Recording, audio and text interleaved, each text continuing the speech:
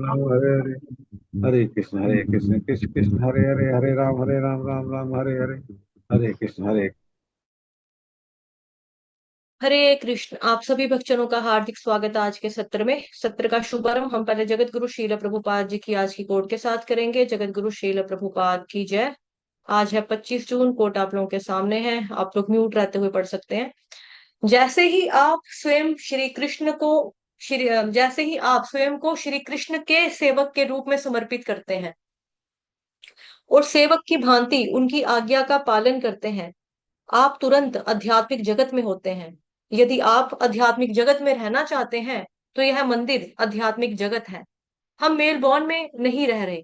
यह मंदिर मेलबॉर्न में नहीं है। यह वैकुंठ है। यह वृंदावन है। तो यदि आप मंदिर में दी जाने वाली श्री कृष्ण की सेवाओं को ध्यान पूर्वक करते हैं तो आप इस जगत में नहीं होते।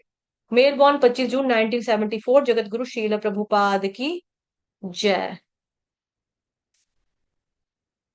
अभी हम श्रीमद् भगवद गीता यथारूप करेंगे। श्रीमद् भगवद गीता यथारूप की जय। आज है 11 चैप्टर का श्लोक नंबर 52 है ना, 52 नंबर का श्लोक। श्री भगवानुवाच सुदर्दर्शमिदं रूपं दृष्टवानसि यन्मम देवा अप्यस्य रूपस्य नित्यं दर्शनकाङ्क्षिणः। सिंपल है, टफ नहीं है। श्री भगवानुवाच सुदर्श मिदम रूपम। रूपन आएगा यहाँ पे क्योंकि तथा धदन न है ना, द आगे आगे। रूपन दृष्टवा, ट यहाँ पे पूरा है। ठीक है। दृष्टवा नसियन मम, नसियन मम, दृष्टवा नसियन मम। म दोनों पूरे, मम नहीं बोलेंगे। मम बोलने से हलंत हो जाएगा म, यहाँ पे दोनों म पूरे हैं। मम देवा अप्यस्य रूपस्य। आघात की तरफ ध्यान दो, मैं आघात ले रही हूं। देवा अप्यस्य रूपस्य नित्यं दर्शन, नित्यं दर्शन कांक्षिणः, कांक्षिणः, कांक्षिणः। ठीक है। एक बार दोबारा से मैं पूरा गा के सुना देती हूँ, फिर आप लोग गा लेना। श्री भगवानुवाच सुदर्दर्शमिदं रूपं दृष्टवानसि यन्मम देवा अप्यस्य रूपस्य नित्यं दर्शनकाङ्क्षिणः, काङ्क्षिणः। आप लोगों की टर्न, आप लोग गाइए। हरे कृष्ण। श्रीभगवान् उवाच सुदर्शनम् सुदर्शनामिन्द्रं रूपं नित्यं श्री भगवान दर्शमिदं रूपं दृष्टवानसि एवा भगवानुवाच सुदर्शमिदं रूपं दृष्टवानसि दृष्टवानसि यन्मम देवा अग्नि देवाग्निरूपस्य नित्यं नित्यं दर्शनकाङ्क्षिणः। दर्शनकाङ्क्षामि। हरि बोल। बहुत सुंदर। दो दो तीन तीन बार गाया आप सभी भक्तों ने। हरि बोल, बहुत अच्छा। अनुवाद और तात्पर्य जगत गुरु शील प्रभुपाद द्वारा। शील प्रभुपाद की जय। श्री भगवान ने कहा, हे अर्जुन, तुम मेरे जिस रूप को इस समय देख रहे हो उसे देख पाना अत्यंत दुष्कर है। यहाँ तक कि देवता भी इस अत्यंत प्रिय रूप को देखने की ताक में रहते हैं। तात्पर्य जगत गुरु शील प्रभुपाद द्वारा। शील प्रभुपाद की जय। इस अध्याय के 48वें श्लोक में भगवान श्री कृष्ण ने अपना विश्व रूप दिखाना बंद किया और अर्जुन को बताया कि अनेक तप यज्ञ आदि करने पर भी इस रूप को देख पाना असंभव है। अब सुदुर्दशम सुदूरदर्शम शब्द का प्रयोग किया जा रहा है, जो सूचित करता है कि कृष्ण का द्विभुज रूप और अधिक गुह्य है, और अधिक गुह्य है।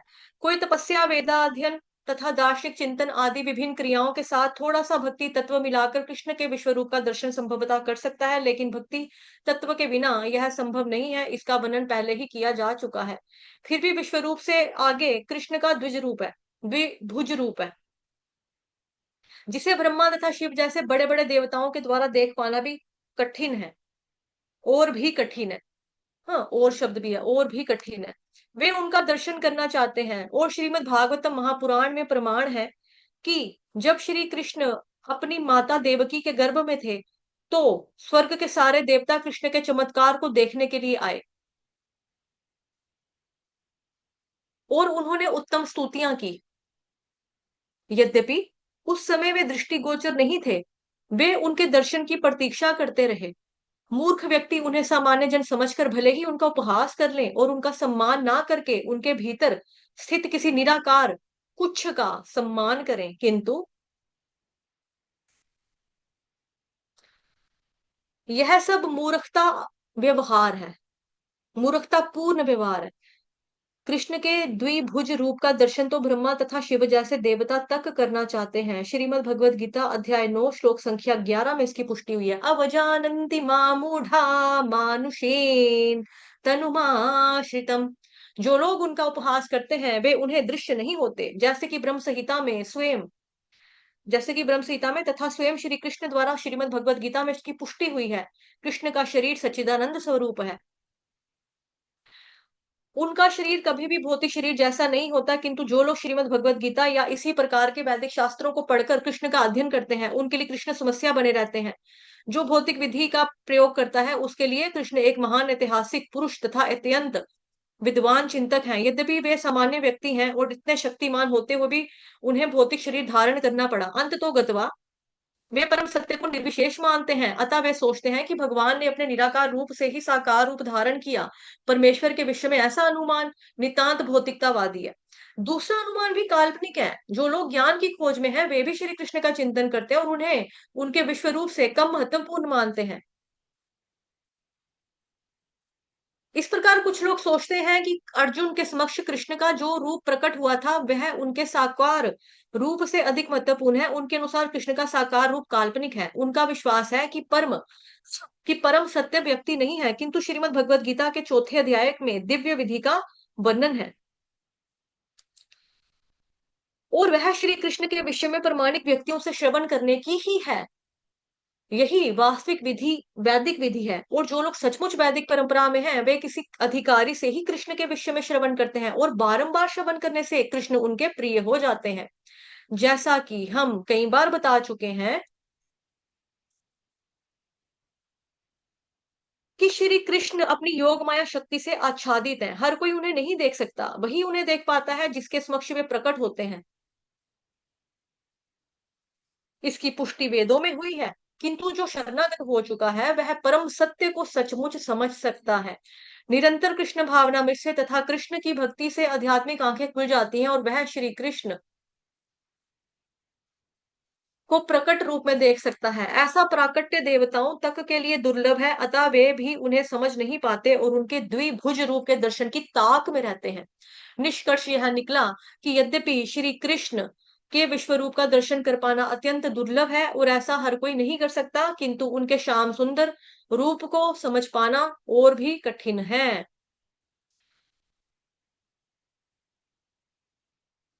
जगत गुरु शील प्रभुपाद की जय।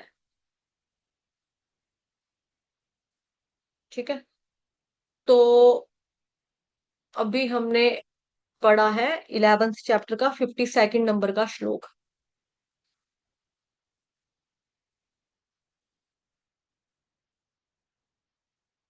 श्री भगवान ने कहा, हे अर्जुन, तुम मेरे जिस रूप को इस समय देख रहे हो उसे देख पाना अत्यंत दुष्कर है। यहां तक कि देवता भी इस अत्यंत प्रिय रूप को देखने की ताक में रहते हैं। भगवान कह रहे हैं,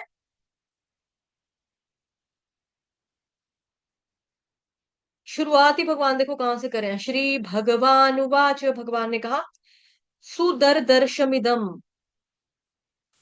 है ना। मतलब जिसको देखना अत्यंत कठिन हो, कोई चाहकर भी आसानी से इस चीज को नहीं देख सकता। ये रूप जो है भगवान जी का है अत्यंत दुर्लभ है, अत्यंत कठिन है, देवताओं के लिए भी दुर्लभ है। क्योंकि भगवान ने 49 श्लोक से लेकर अभी तक क्या किया, उस सब रूप को दिखाना बंद कर दिया। अब जो 49 से लेकर 52 तक के जो रूप में दिख रहा है, जिसमें भगवान चार भुजा वाले हैं, फिर भगवान दो भुजा वाले रूप में हो जाएंगे या हो गए हैं, तो अब भगवान दो भुजा वाले सब रूप में हैं। अब इस सब रूप को कहते हैं कि ब्रह्मा और शिव जी भी देखने के लिए तरसते हैं, क्योंकि दुर्लभ है। और देवता चाहते हैं कि वो स्वरूप भी हमको दिख जाए। ब्रह्मा शिव भी बहुत प्रयास करते हैं, तो चतुर्भुज नारायण स्वरूप को आसानी से देखा जा सकता है।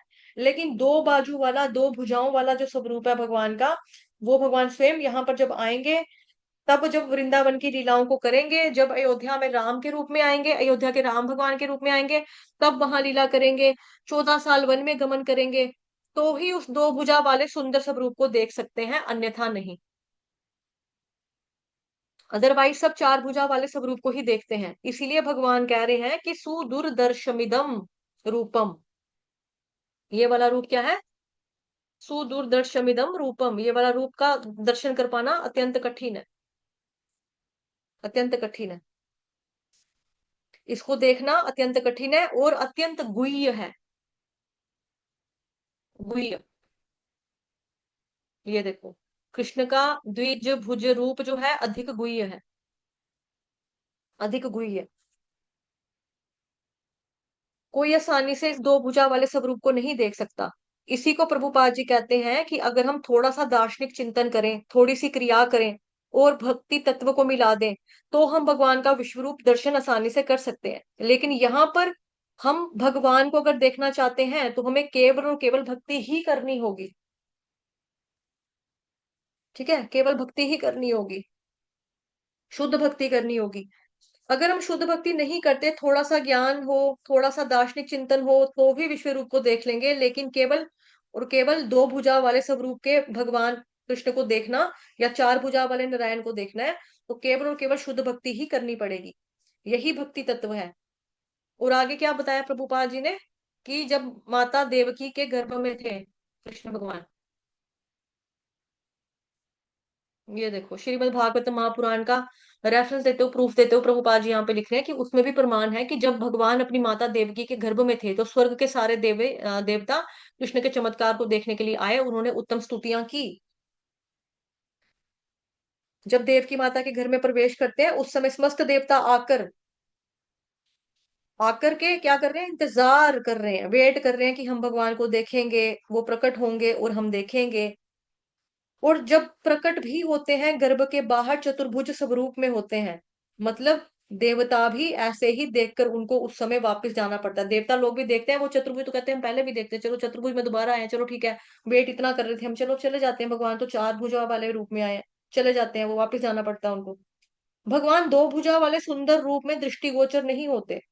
और कोई लोग कहते हैं ना कि हम केवल वेदों को, शास्त्रों को पढ़कर ही समझ जाएंगे, तो नहीं हो सकता। ये भी पढ़ा ना अभी हमने ऊपर, ये ला, कोई तपस्या, वेदाध्ययन, दार्शनिक चिंतन, विभिन्न क्रियाओं के साथ थोड़ा सा भक्ति तत्व मिलाकर नहीं पॉसिबल, है ना। कोई ये सोचे कि हम भाई क्या कर लेंगे, हम लोग भगवान के दर्शन कर लेंगे, कैसे कर लेंगे, हम वेदा अध्ययन करके कर लेंगे, हम शास्त्रों को पढ़ लेंगे, पढ़कर कर लेंगे, कृष्ण को समझ जाएंगे हम वेदों शास्त्र को पढ़कर, नहीं समझ सकते आप, नहीं समझेंगे। वेद शास्त्र कोई पढ़े गुरु के बिना, उसको पढ़ के आप शंका में पड़ जाएंगे। कृष्ण आपके लिए कम्प्लेक्स बन जाएंगे, लिखा ना, कृष्ण एक समस्या बन जाते हैं फिर ऐसे लोगों के लिए।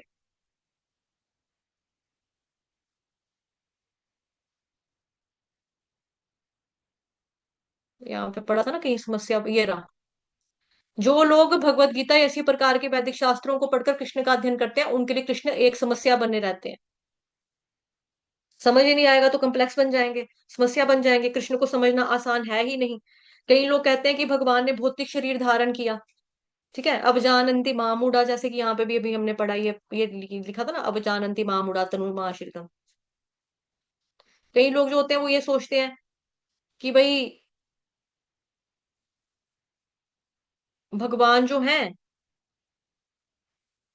भौतिक शरीर धारण करके रखा है भगवान ने। कई लोग कहते हैं कि वो निराकार ब्रह्म है। कई लोग कहते हैं कि भगवान क्या है, निराकार ब्रह्म है, वही साकार हो गया बाद में। और कई लोग भगवान कृष्ण का निरंतर उसी द्विभुज चिन्मय स्वरूप का चिंतन करते रहते हैं, उसी स्वरूप में चिंतन करते हैं। यही वास्तविकता में क्या है, चिन्मय स्वरूप है। भगवान कृष्ण का शरीर सच्चिदानंद स्वरूप है।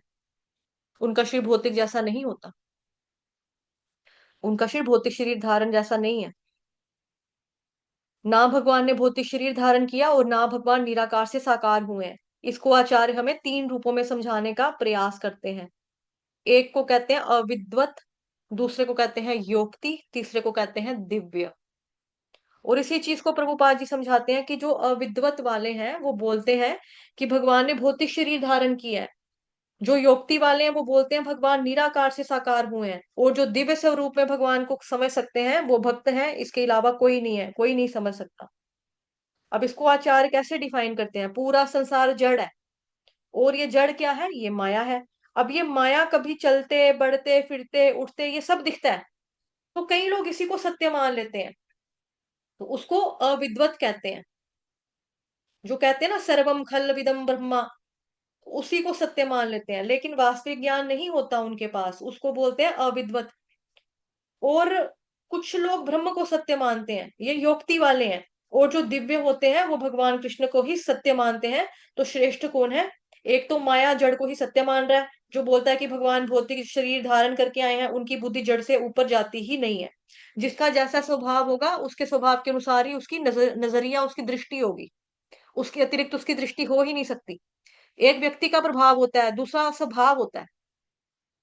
लोग किसी के प्रभाव में जल्दी प्रभावित हो जाते हैं, स्वभाव को समझ नहीं पाते, स्वभाव स्वभाव को नहीं समझते। तो यहाँ पर भगवान के केवल प्रभाव को देख रहे हैं। जो भगवान को जड़ समझते हैं वो केवल प्रभाव को ही देख रहे हैं कि अरे ऐसा ऐसा काम किया। स्वभाव क्या है, स्वयं भगवान है वो, केवल और केवल अंश है निराकार ब्रह्म भगवान का, अंश है मात्रा खाली, और तो नहीं है कुछ। भगवान की प्रभा से, प्रभा जो है, प्रभा ही निराकार ब्रह्म के रूप में व्याप्त है। निराकार कुछ वस्तु है ही नहीं, वो केवल भगवान की आभा है। तो ऐसे तीन रूपों में हम भगवान को समझ सकते हैं, इसीलिए इसको कह रहे हैं कि भगवान कृष्ण का जो ये स्वरूप है वह अत्यंत दुर्लभ है। आप लोगों ने श्लोक भी लर्न किया ना उसका, क्या बोलते हैं, भागवतम महापुराण का, वदन्ति तत्तत्त्वविदस्तत्त्वं यज्ञानमद्वयं ब्रह्मेति परमात्मेति भगवानीति शब्दते। परम सत्य को जानने वाले विद्वान अध्यात्मवादी इस अद्वय तत्व को ब्रह्म परमात्मा या भगवान के नाम से पुकारते हैं। वही बात है जिसको आचार्य जी ने थोड़ा डिफरेंट नाम दिया, बट मतलब उसका वही निकलता है। ठीक है, इस क्लास के लिए इतना ही। आगे हम भागवतम महापुराण अब पढ़ेंगे। धन्यवाद।